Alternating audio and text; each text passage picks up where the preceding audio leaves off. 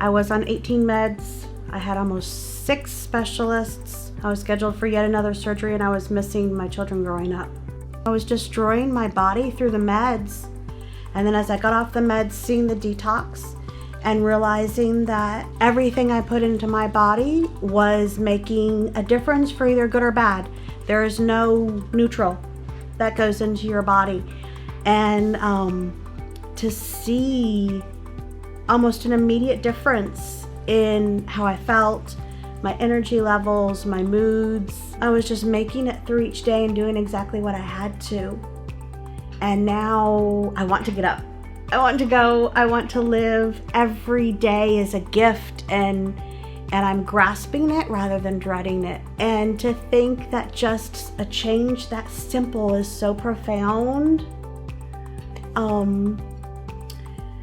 It's not just changed, it's totally brand new. I love the Organifi Gold Tea because I sleep better than I did when I was on prescription sleeping pills.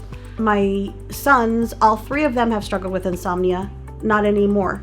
Suddenly we're sleeping, and we're sleeping soundly. I was diagnosed with fibromyalgia and chronic fatigue, constant pain.